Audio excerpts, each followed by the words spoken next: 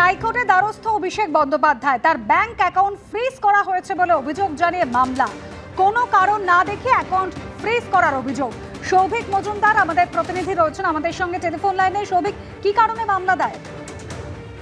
দেখো, অভিষেক বন্দ্যোপাধ্যায়ের বক্তব্য হলো তার একটি বেসরকারি ব্যাংকের অ্যাকাউন্ট রয়েছে এবং সেই বেসরকারি ব্যাংকের অ্যাকাউন্টটি ইতিমধ্যে ফ্রিজ করা হয়েছে এবং কেন এই অ্যাকাউন্ট ফ্রিজ করা হয়েছে সেই সম্পর্কে অভিষেক বন্দ্যোপাধ্যায়কে কোনো কারণ জানানো হয়নি এবং সেই কারণেই তিনি কলকাতা হাইকোর্টে এসেছেন এবং তার বক্তব্য হলো যে সুপ্রিম কোর্টের অনুমতি ক্রমে সামনে তার বিদেশ যাত্রার কথা রয়েছে, ফলে বিদেশ যাত্রার আগে তার এই যে অ্যাকাউন্ট ফ্রিজের মতো ঘটনা ঘটছে সেটা একেবারে নিয়ম বহির্ভূত কাজ করা হয়েছে এবং তার বক্তব্য হলো যে যখন অ্যাকাউন্ট ফ্রিজ করা হয় সেই অ্যাকাউন্ট ফ্রিজ করার জন্য নির্দিষ্ট কিছু নিয়ম থাকে বা কিছু পদ্ধতি থাকে, যে আইনি পদ্ধতিগুলো মেনে এই অ্যাকাউন্ট ফ্রিজ করতে হয়, কিন্তু সেই ধরনের কোনো পদ্ধতি মেনে এই অ্যাকাউন্ট ফ্রিজ করা হয়নি। অভিষেক বন্দ্যোপাধ্যায়ের আইনজীবীদের আরও বক্তব্য হলো যে অভিষেক বন্দ্যোপাধ্যায়ের একাধিক মামলায় কলকাতা হাইকোর্ট এবং সুপ্রিম কোর্টের তরফ থেকে তিনি রক্ষা কবচ পেয়েছেন এবং একাধিক নির্দেশ পেয়েছেন, ফলে সেই নির্দেশ এবং রক্ষা কবচের প্রেক্ষিতে অভিষেক বন্দ্যোপাধ্যায় সমস্ত মামলার ইনভেস্টিগেশনের ক্ষেত্রে তিনি পর্যাপ্ত সহযোগিতা করছেন। ফলে এই মুহূর্তে তার এই অ্যাকাউন্ট ফ্রিজ কেন করা হলো সেই সম্পর্কে কোনো কারণ অভিষেক বন্দ্যোপাধ্যায়কে বলা হয়নি। সেই কারণেই দ্রুত যাতে এই অ্যাকাউন্টগুলোকে খুলে দেওয়া হয় সেই কারণে তিনি কলকাতা হাইকোর্টে এসেছেন। মাননীয় বিচারপতি কৃষ্ণ রাওয়ের দৃষ্টি আকর্ষণ করা হয়েছে। মাননীয় বিচারপতি কৃষ্ণ রাও তিনি বলেছেন যে আগামী বুধবার দিন মামলা শুনানি হবে এবং সেই সময় দুপক্ষের আইনজীবীরা তাদের বক্তব্য পেশ করবেন। অনুসুয়া, ধন্যবাদ সৌভিক। পুরো দুর্নীতির তদন্তে অল আউট অ্যাকশনে সিবিআই। কামারহাটি, বরানগর, দমদম, উত্তর দমদম পুরসভার আধিকারিকদের ডাকার প্রক্রিয়া শুরু হয়েছে। পুরো দুর্নীতি তদন্ত এবং সিবিআই আধিকারিকরা ইতিমধ্যেই কামারহাটি, বরানগর, দমদম এবং উত্তর দমদম পুরসভার যারা আধিকারিক রয়েছেন তাদের ডাকার প্রক্রিয়া শুরু করেছেন। পানিহাটি এবং নিউ ব্যারাকপুর পুরসভার আধিকারিকদেরও ডাকা শুরু করল সিবিআই।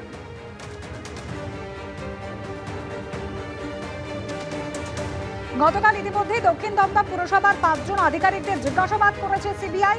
কামারহাটি, বরানগর, দমদম এবং উত্তর দমদম পুরসভার যাদের আধিকারিক তাদের ডাকা প্রক্রিয়া শুরু করেছে ইতিমধ্যেই সিবিআই।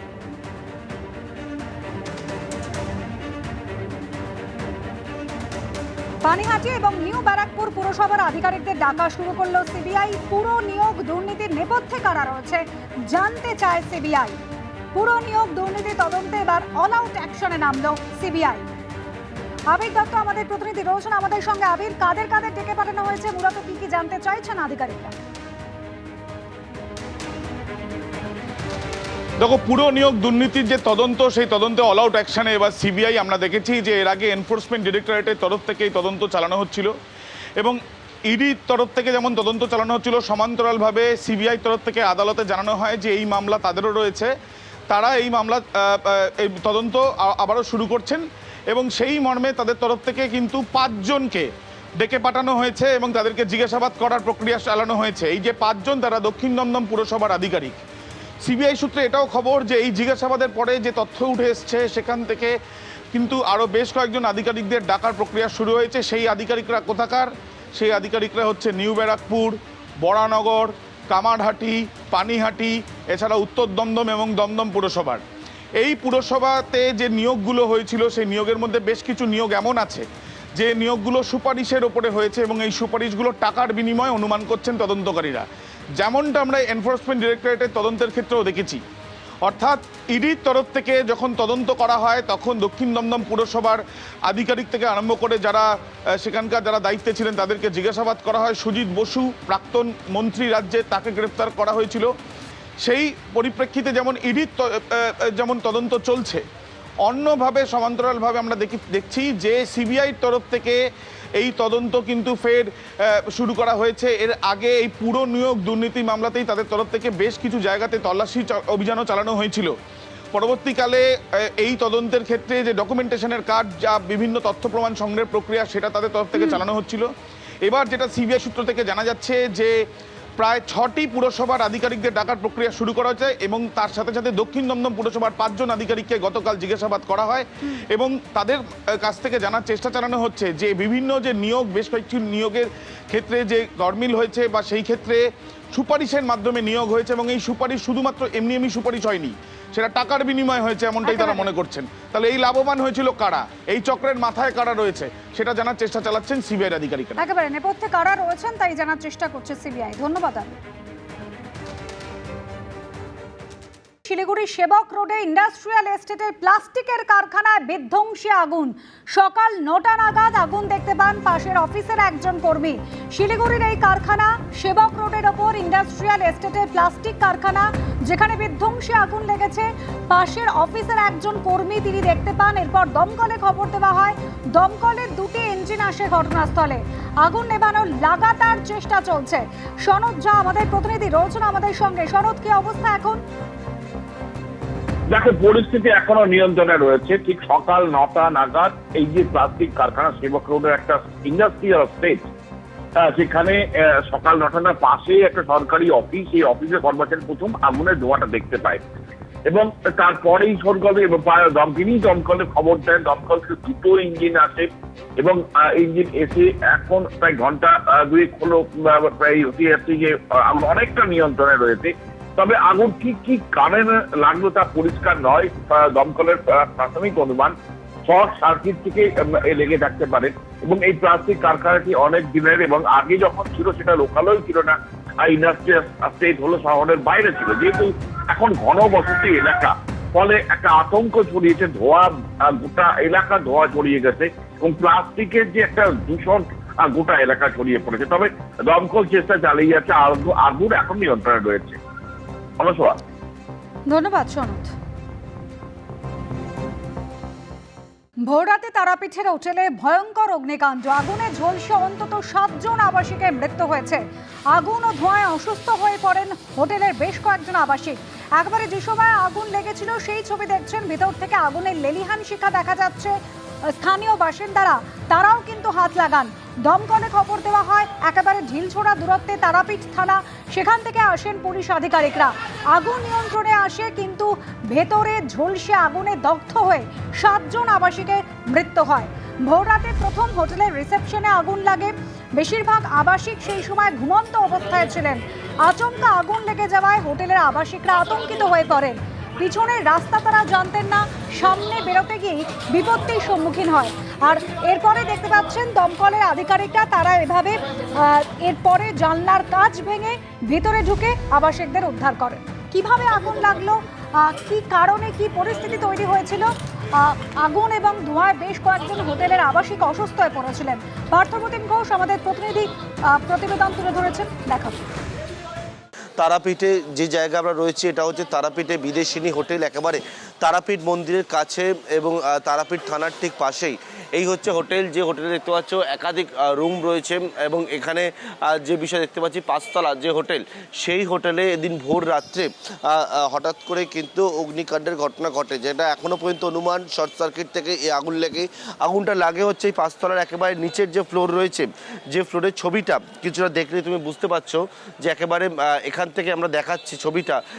নিচে রিসেপশন রয়েছে আমার ঠিক ডান দিকে, এই হচ্ছে ডান দিকের ছবিটা, যে ডান দিকে টেবিল রয়েছে রিসেপশন, এখান থেকে খুব সম্ভবত আগুনটা লাগে। এবং যেহেতু এই জায়গায় আগুনটা লাগে তার ফলে কি হচ্ছে, এখানে যে এটা হচ্ছে এক্সিট গেট রয়েছে, এই এক্সিট গেটের সামনে থেকে এমন পরিস্থিতি তৈরি হয় যার জন্য এই এক্সিট গেট থেকে কেউ বেরোতে পারছিলেন না।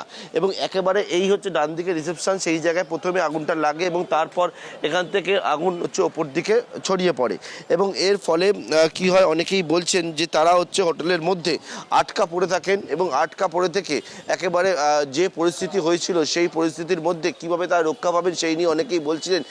আতঙ্কের মধ্যে তারা ছোটাছুটি করতে শুরু করেন, কেউ বলছিলেন তারা ছাদের দিকে ওঠার চেষ্টা করেন এবং এখানে দমকল এবং পাশেই হচ্ছে তারাপীঠ থানার পুলিশ তারা আসে এবং আসার পর সঙ্গে সঙ্গে এখানে উদ্ধার কার্য শুরু হয়। এবং ইতিমধ্যে এখান থেকে এখনো পর্যন্ত যেটা জানতে পারছি অনেককেই উদ্ধার করা করা হয়েছে, যাদেরকে হাসপাতালে নিয়ে যাওয়া হয়েছে, অনেকেই হচ্ছে ট্যুরিস্ট এবং এখানে প্রত্যেকেই প্রায়, এবং তারা এখানে এখনো পর্যন্ত অপেক্ষা করে রয়েছেন। কেউ কেউ বলছেন তাদের যারা আত্মীয় পরিজন তাদের খোঁজ করছেন। এবং এই হচ্ছে তারাপীঠের যে হোটেল, সেই হোটেলের সামনে আমরা যে জায়গায় দাঁড়িয়ে রয়েছি, এই যে বিদেশিনী হোটেল, এবং সেখানকার অনেকেই যারা এখানে অপেক্ষা করে রয়েছেন, কেউ বলছেন তাদের পরিবার পরিজনদের জন্য তারা খুঁজে বেড়াচ্ছেন, এবং এখানে অনেকেই কিন্তু হোটেল থেকে বেরিয়ে নিচে তারা অপেক্ষা করে রয়েছেন বর্তমানে। রিসেপশনের সুইচ থেকে প্রথম আগুন লাগে বলে অনুমান, এবং শর্ট সার্কিট থেকে আগুন লেগেছিল। সেই আগুনের ধোঁয়ায় অসুস্থ হয়ে পড়েন বেশ কয়েকজন। দেখতে পাচ্ছেন রিসেপশনে প্রথম আগুন লাগে এবং তারপর আগুনের লেলিহান শিখা উপরে উঠে যায়। ঘুম ভেঙে বাইরে চিৎকার শুনে অনেক আবাসিক তারা দরজা খুলতে চেষ্টা করেন। আগুনের লেলিহান শিখা ধেয়ে আসে। ঘরের ভিতরে কোনো জানলা ছিল না। বয়স্ক শিশুদের নিয়ে আতঙ্কের প্রহর গুনছিলেন এই হোটেলের ভিতরে আবাসিকরা। পিছন দিক দিয়ে বেরোনোর একটি রাস্তা ছিল, এক্সিট গেট ছিল, কিন্তু সেই দরজা বন্ধ ছিল, যার ফলে অনেকেই বেরোতে পারেননি। প্রাণ হাতে করে সামনে যে রিসেপশন, সামনে যে গেট ছিল, সেখান দিয়ে তারা বেরোনোর চেষ্টা করেন। একেবারে আগুনের লেলিহান শিখা ছবিতে দেখাচ্ছেন। যে সময় পুলিশ আধিকারিকরা পৌঁছেছেন, দমকল কর্মীরা পৌঁছেছেন, একেবারে পাইপ দিয়ে আগুন নেভানোর চেষ্টা করছেন। আর একেবারে ওপরে দেখুন 3 তলা 4 তলায় সেখান থেকে গল গল করে ধোঁয়া বেরোচ্ছে। সিঁড়ি দিয়ে নেমে আসার চেষ্টা করেন আবাসিকরা, কিন্তু অনেকেই কিন্তু সেই নামার সময়, সামনের গেট দিয়ে বেরোনোর সময় দগ্ধ হয়ে প্রাণ হারিয়েছেন।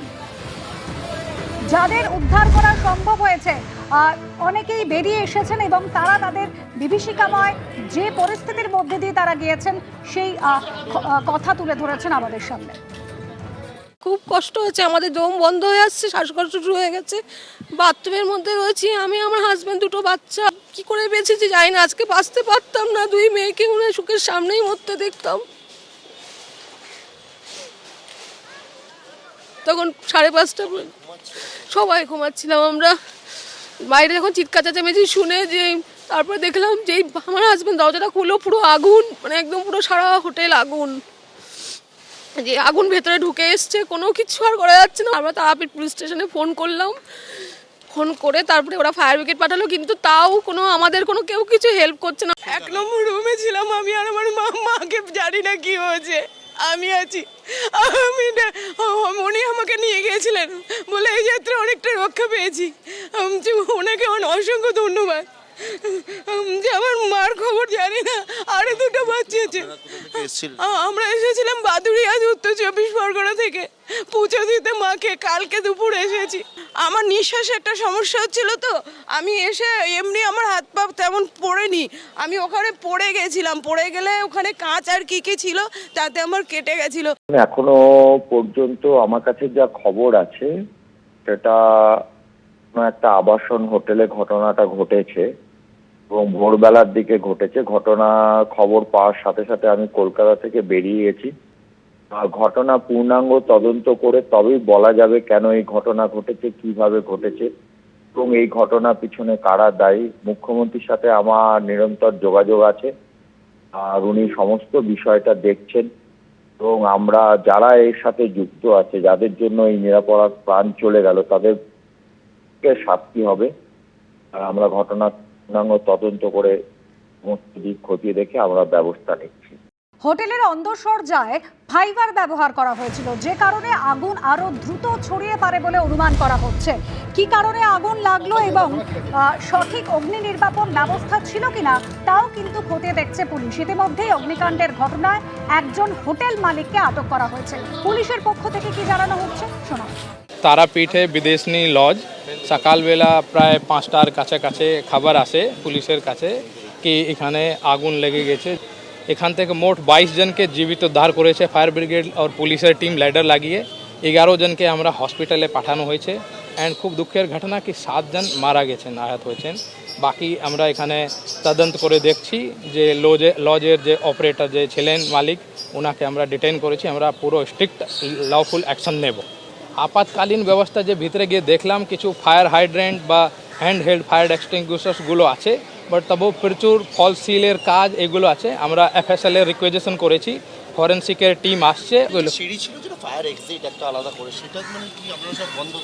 সেটা আমি যা স্পট ভিজিট করে যে টিমের সাথে কথা বলে বুঝলাম এটা একটা বাইরের একটা কলাপসিবল গেট আছে যেখান থেকে মেন এন্ট্রেন্স, ওর পিছনের দিকে একটা দরজা করা আছে, সেটা বন্ধ ছিল। খোলা থাকলে হয়তো আর কিছু লোক বেরোতে পারতো, আর ধোঁয়াগুলো বেরোতে পারতো। আর যে ছাতের উপরে যে দরজা ছিল সেটা বি গ্রিল গেট ছিল না, সেটা কাঠ বা প্লাইবোর্ড দিয়ে বন্ধ ছিল, ওর জন্য ধোঁয়াগুলো যে আছে ওটা বাইরে বেরোতে পারেনি। ভিতরে এটা প্রাথমিকভাবে যে বোঝা যাচ্ছে কি সিট অফ ফায়ার রিসেপশনের পাশে হয়তো কোনো ইলেকট্রিক সার্কিট বা কিছু এরম ধারণার জিনিস হতে পারে। কৌশিকী অবস্থার আগে একটা বড় ফায়ার ডিপার্টমেন্টকে নিয়ে চেকিং হবে। মুখ্যমন্ত্রী এখনই ফোন করেছিলেন, খোঁজ নিলেন। এ অত্যন্ত মর্মান্তিক ঘটনা। টিআরডিএ শুধু যে কাজটা করেছে সে কাজটা হচ্ছে টাকা তোলার কাজ। টিআরডিএ দুর্নীতি হয়েছে, টিআরডিএ দুর্নীতি মানে ভয়াবহ দুর্নীতি। টিআরডিএর দূরদৃষ্টিতার অভাবের জন্য আজকে এই ঘটনা ঘটেছে। একদম কিছু দেখভাল হয়নি, মানে 100% দেখা দায়িত্বের মধ্যে পড়ে। ও টাকা তুলতে ব্যস্ত ছিল, টিআরডিএ টাকা তুলতে ব্যস্ত ছিল। এত বড় একটা হোটেল চলছে, তার সিকিউরিটি ব্যবস্থা নাই, দরজা করেছে পিছনের দিকে, দরজাতে তালা মারা। যে দরজাগুলো ঠিকঠাক খোলা থাকতো মানুষগুলো বেঁচে যেত। এবিপি আনন্দ, এগিয়ে থাকে, এগিয়ে রাখে।